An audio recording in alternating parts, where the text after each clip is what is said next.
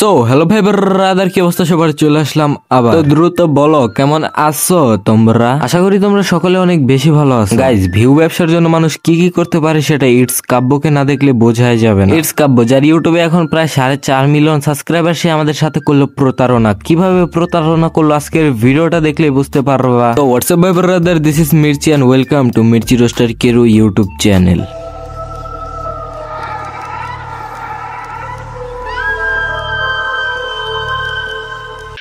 এতদিন যাকে জানতাম যে 1800 ভিডিও কেটে দিছে একজন ফেরেশতা, সে বের হলো একজন চোর বাটপার কিরবোলা। হজ করে যে মিথ্যা কথা বলে তাকে আমরা বলতে পারি বোকাচোদা। আমি জানি তোমরা সকলেই জানতা যে তার চ্যানেলে এখন আর 1800 ভিডিও নাই, বাট তার চ্যানেলে একটু ঘুরে দেখো, তার সকল কিছু টাকার খায়। মানে বোকাচোদা আমাদেরকেও বোকাচোদা বানিয়ে দিয়েছে।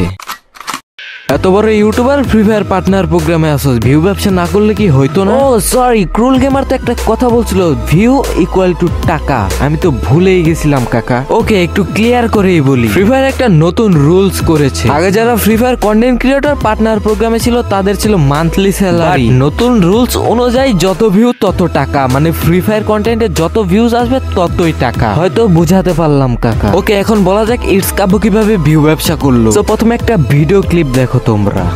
করতেছো, এটা বন্ধ করো। অ্যান্ড আমার ওই 1800 ভিডিও ডিলিট করার পিছনে যেটা মুখ্য উদ্দেশ্য বা মুখ্য কারণ ছিল, সেটা হচ্ছে যে সবার আগে আমি গানগুলোকে ডিলিট করতে চাচ্ছিলাম, কারণ মিউজিক জিনিসটা অনেক বেশি খারাপ। এবং আমি তখন ওই টাইমটাতে কেন যে করছিলাম আমি নিজেও জানি না। ভিডিওগুলো 4টা মিউজিক ভিডিও ছিল, ডিলিট করতে যে আমি একবারে সম্পূর্ণ 1800টা ধরেই ডিলিট করে ফেলছি।